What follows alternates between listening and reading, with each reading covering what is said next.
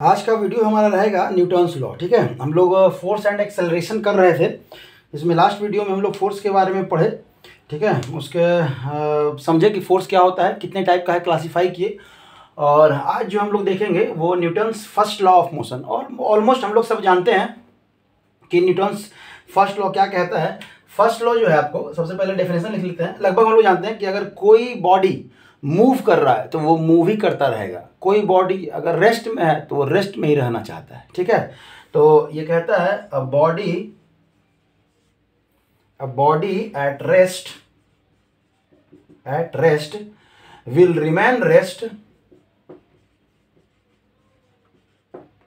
Body at rest will remain at rest and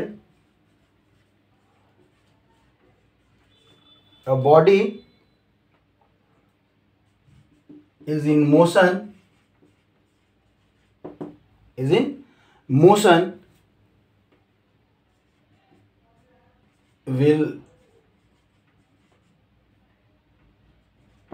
will remain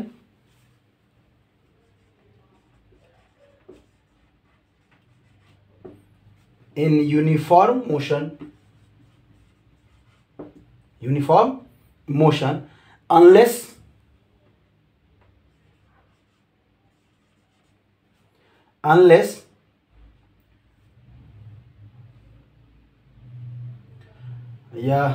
a body at rest will remain and a body is in motion will remain in uniform motion unless, उसको क्या कहते हैं, मतलब कोई भी unbalanced force उस पर work ना करे। Unless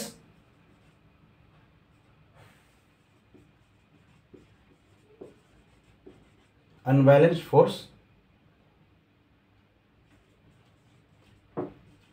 acted on it. ठीक है, जब तक कि उस पर कोई अनबैलेंस फोर्स वर्क ना करे या उस पर एक्ट ना करे। समझ में आया?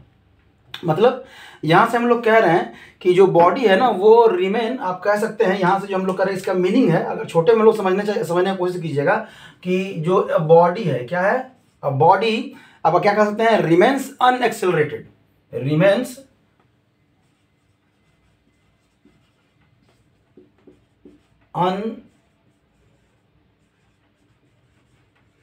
अनएक्सेलरेटेड। ठीक है, बॉडी मतलब कोई बॉडी है वो अगर यूनिफॉर्म मोशन में जा रहा है तो यूनिफॉर्म मोशन में जाएगा, उसका स्पीड ना तो बढ़ेगा और ना ही घटेगा। ठीक है, क्यों? क्योंकि इस पे रिजल्टेंट जो फोर्स है ना, हम लोग क्या लगा रहे हैं, वो जीरो लगा रहे हैं, मतलब बैलेंस्ड फोर्स लगा रहे हैं। क्या लगा रहे हैं? फोर्स लग भी रहा है तो वो बैलेंस्ड फोर्स है। समझ में आ रहा है कि जितने को कि ये मतलब जो फोर्स लगा रहे हैं उसके इसका कुछ क्या कह सकते हैं, मोशन में कोई चेंज नहीं हुआ है। ठीक है, कोई दिक्कत? आप कह सकते हैं कि a body remains unaccelerated only when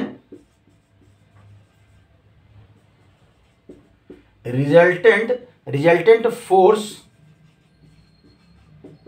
on it is zero। ठीक है, सेम है, इसी चीज को हम लोग अलग वर्ड में कहे हैं। कोई दिक्कत यहां तक में? मतलब यहां से हम लोग लास्ट क्लास में जो फोर्स का लास्ट वीडियो में जब हम लोग फोर्स के बारे में पढ़े थे तो हम लोग कह सकते हैं कि फोर्स क्या है ना, फोर्स इज फैक्टर। क्या है आपका? फैक्टर है जो चेंज कर सकता है, which change the state of matter. State of matter या फिर कह सकते हैं पोजीशन ऑफ, स्टेट ऑफ, हाँ स्टेट ऑफ या पोजीशन ऑफ। स्टेट के मतलब समझ लीजिएगा, स्टेट मतलब सॉलिड, लिक्विड और गैस नहीं। आप यहाँ पे स्टेट समझ सकते हैं, पोजीशन भी समझ सकते हैं। क्या समझ सकते हैं? पोजीशन भी समझ सकते हैं। तो ये था आपका Newton's first law of motion. अब Newton's first law of motion मान लेते हैं किसी फ्रिक्शनलेस सरफेस पे। मान लीजिए कि ये जो सरफेस है ना वो फ्रिक्शनलेस है।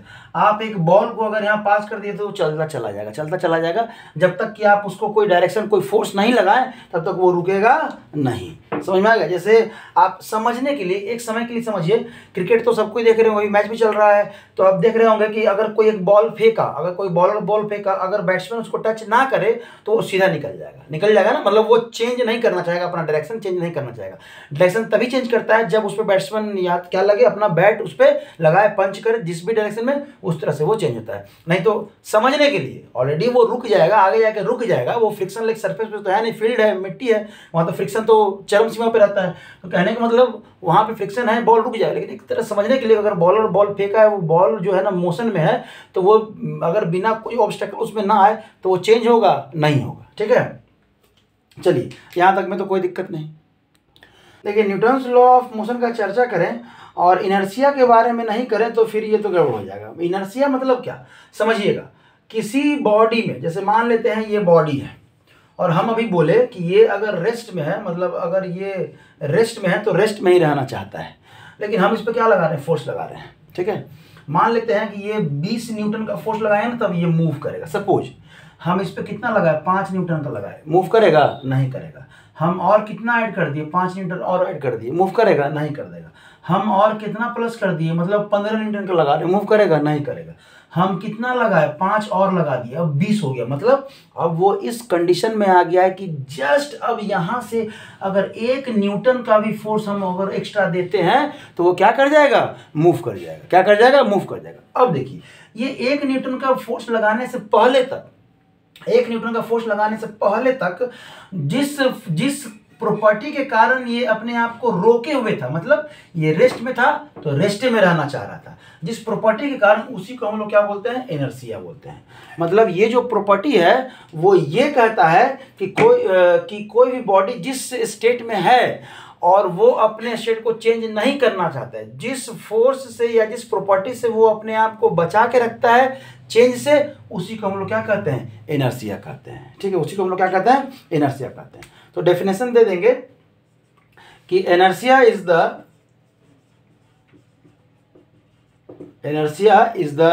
प्रॉपर्टी नहीं, प्रॉपर्टी एक ही, अगर एक की बात करें तो ये क्या हो जाएगा, प्रॉपर्टी ऑफ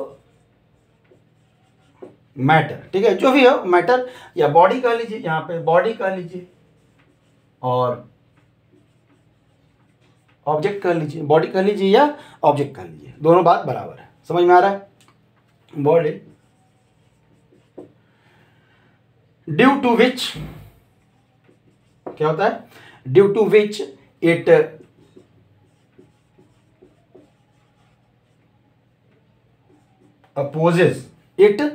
अपोजेज या किसको, चेंज को, अपने अंदर होने वाले चेंज को, अपोजेज एनी चेंज। ठीक है, opposes any change in it, opposes any property of matter due to which it opposes any changes in its state. अगर रेस्ट में है, रेस्ट में रहना चाहेगा। अगर मूव कर रहा है, फ्रिक्शनलेस सरफेस पे मूव कर रहा है, फ्रिक्शनलेस बोल रहे हैं हम हमेशा, फ्रिक्शनलेस सरफेस पे मूव कर रहा है तो वो मूव करता चला जाएगा। किस प्रॉपर्टी के कारण, इसी इनर्शिया के कारण। मतलब ये एक्चुअली में है क्या, तब क्या है कि मास से हम लोग इसको रिलेट करते हैं। क्या है, मास से हम लोग इनर्शिया का पता लगाते हैं। कैसे, तो हम लोग यहाँ देखिए, इनर्शिया बहुत टाइप का होता है। इनर्शिया क्या है, बहुत टाइप का। तो कौन कौन सा इनर्शिया होता है, तो इनर्शिया ऑफ मोशन कह सकते हैं आप, इनर्शिया ऑफ मोशन कह सकते हैं आप, इनर्शिया ऑफ रेस्ट कह सकते हैं। क्या कह सकते हैं, इनर्शिया ऑफ रेस्ट कह सकते हैं। और इसको हम लोग मास के साथ जो है ना, इनर्शिया को कंपेयर कर, मतलब इनर्शिया के बारे में पता लगा सकते हैं कि जो हम कह सकते हैं कि जो मास है, मास हम लोग कह सकते हैं कि जो मास है वो क्या करता है, मेजर करता है। क्या करता है, measure the inertia. Mass of a body, mass of a body measures it's inertia. क्या होता है, इनर्शिया। ठीक है, इनर्शिया मतलब अगर कोई बॉडी हमारा लाइटर है, हल्का है, तो उसमें इनर्शिया क्या होगा, कम होगा। अगर कोई बॉडी हमारा हल्का है तो उसमें इनर्शिया क्या होगा, कम हो गया। मतलब हम कह सकते हैं हम कह सकते हैं कि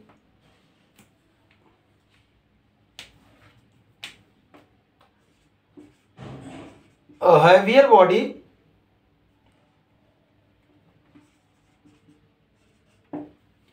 a heavier body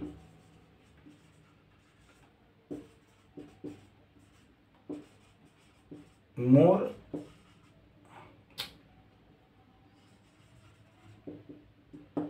inertia than lighter body,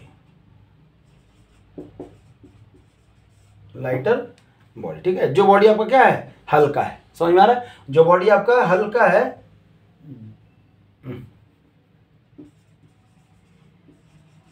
ठीक है, लाइटर बॉडी, जो बॉडी आपका क्या है, हल्का है, उस पे उसका एनर्जी क्या होगा, ज्यादा होगा, किसके तुलना में, सॉरी, जो बॉडी हल्का है उसका एनर्जी क्या होगा, कम होगा, किसके तुलना में, हैवियर बॉडी के तुलना में। समझ में आ गया है।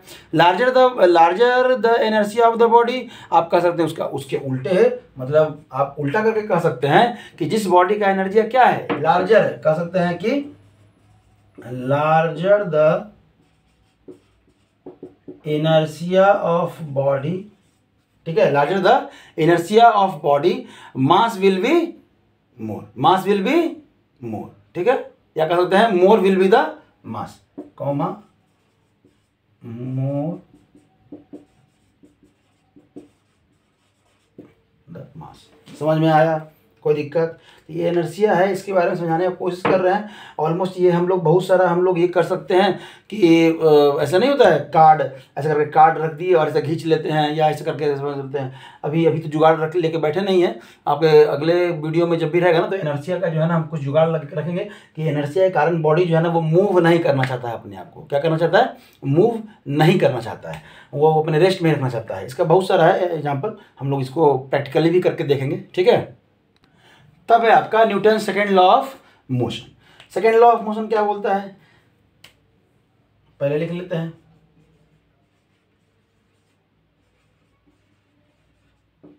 क्या बोलता है, the magnitude of the net force acting on a body,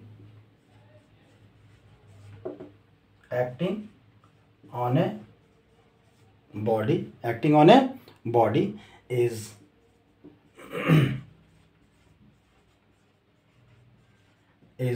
proportional to the product of, क्या है आपका, product of the mass of the body,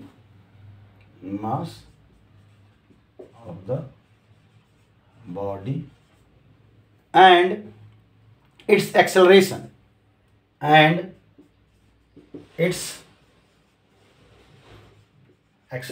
मतलब सेकेंड लॉ जो है वो फोर्स के बारे में आपको बता रहा है। यहीं से हम लोग फिर मोमेंटम के लिए हम लोग चलेंगे। समझ में आ रहा है, किसके होता है, acceleration. The direction of the force, आप कह सकते हैं इसमें द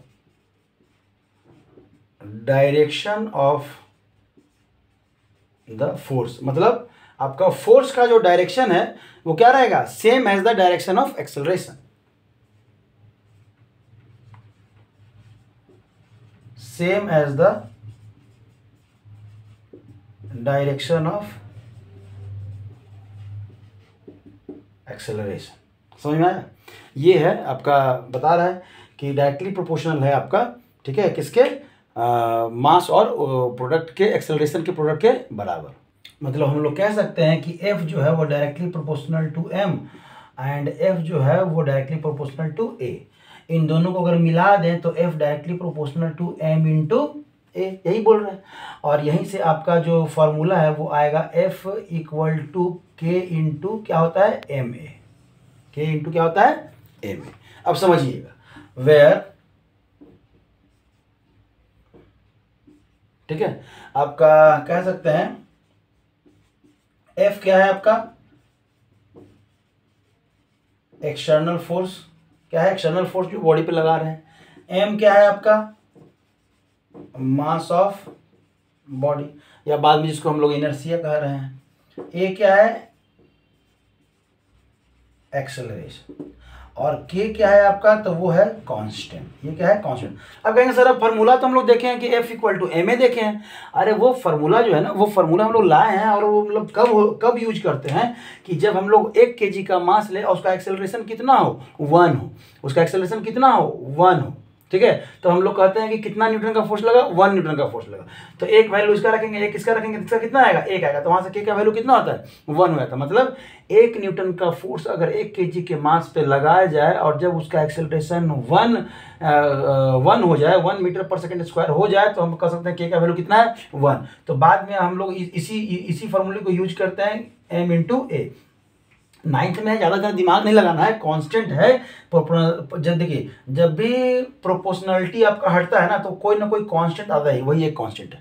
बाद में कांस्टेंट का वैल्यू हम लोग यूज करके हम लोग ये करते हैं, समझ में आ रहा है। तब देखें कि हम लोग 1 kg का मास, अगर हम लोग 1 kg का मास है और उसका एक्सेलरेशन अगर 1 मीटर पर सेकंड स्क्वायर है, तो हमारा जो फोर्स आ रहा है वो कितना आ रहा है, 1 न्यूटन आ रहा है। कितना आ रहा है, 1 न्यूटन आ रहा है। मतलब यहाँ 1 इंटू 1 1, यहाँ 1। तो ये कभी हो सकता है जब के का वैल्यू कितना होगा, 1 होगा। तो बाद में क्या आ गया, हमारा फोर्स का जो फॉर्मूला है वो क्या आ गया, m इंटू ए आ गया। चलिए ठीक है। तब यहाँ से हम एक क्वेश्चन कर लेते हैं। सिंपल सा क्वेश्चन है कि एक फोर्स F है जो एक्ट कर रहा है एक बॉडी पे, जिसका मास कितना दिया हुआ है, 2 kg, और एक्सेलरेशन कितना दिया हुआ है, इतना।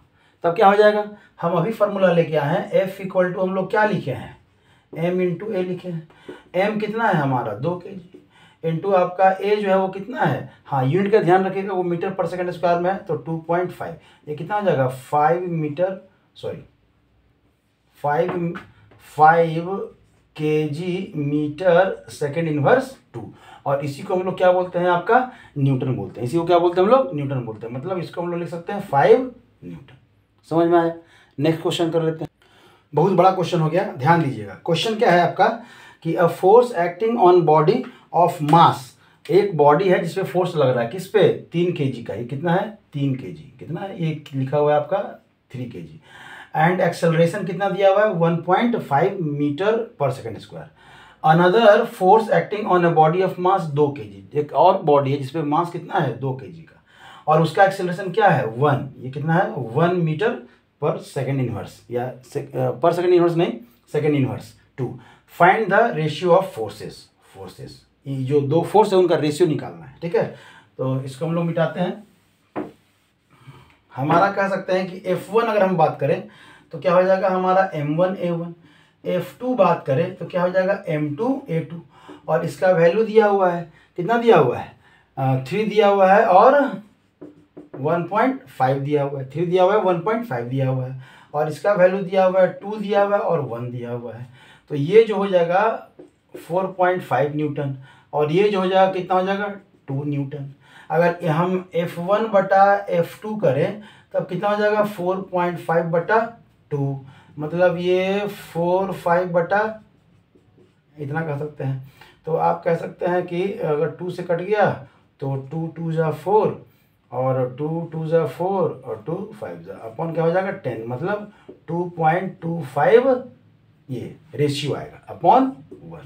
ये F1 बटा F2 का। तो ऐसे ऐसे क्वेश्चन आपके रहेंगे यहाँ पे, ठीक है। तब हम लोग कर लेते हैं क्या, मोमेंटम किसे कहते हैं, या एक क्वेश्चन कर लेते हैं, क्वेश्चन ही कर लेते हैं हम लोग, ठीक है। सिंपल सा क्वेश्चन है आपका। देखिए क्वेश्चन इसमें हार्ड नहीं रहेगा, समझिएगा आपका, ठीक है। क्वेश्चन लिख लेते हैं पहले। क्वेश्चन है इफ 12 न्यूटन फोर्स, मतलब आपका जो है ना 12 न्यूटन का फोर्स लग रहा है। फोर्स कितना लग रहा है, तो 12 न्यूटन का। कितना लग रहा है, 12 न्यूटन का। किस पे लग रहा है, इस बॉडी का मास कितना है, 3 kg है, और पूछ क्या रहा है, एक्सेलरेशन पूछ रहा है। तो हमारे पास है ना बाबा m इंटू ए। तो a इक्वल टू क्या कह सकते हैं, f बाई क्या कह सकते हैं, m। f दिया हुआ है आपका 12 और a दिया हुआ है आपका 3। ये कट गया, कितना बचा, 4, ठीक है। अच्छा यूनिट मान लेते, इसका एक समय के लिए यूनिट भूल गए, इसका भूल गए। अभी हम लोग फोर्स का क्या लिखे, फोर्स का यूनिट लिखे क्या, न्यूटन लिखे, और न्यूटन बटा, और ये क्या है, मास। मास का क्या होता है, केजी, और न्यूटन को हम लोग कर सकते हैं केजी मीटर सेकंड इनवर्स 2 अपन क्या है आपका केजी। तो केजी से केजी कट गया, क्या बचा, यही है ना एक्सेलरेशन का। समझ में आया, कोई दिक्कत। तो इस तरह से आपके फोर्स सेकेंड लॉ का क्वेश्चन आएगा तब हम लोग चलेंगे मोमेंटम पे। मोमेंटम किसे कहते हैं और जो सेकेंड लॉ है वो मोमेंटम को कैसे डिफाइन करता है, और तब हम लोग पढ़ेंगे law of conservation of momentum. Law of conservation बहुत इंपॉर्टेंट है, कंपटीशन के पॉइंट ऑफ व्यू से भी, आपके एकेडमिक पॉइंट ऑफ व्यू से भी बहुत इंपॉर्टेंट है, खूब पूछा जाता है और बार बार पूछा जाता है। ठीक है, थैंक यू।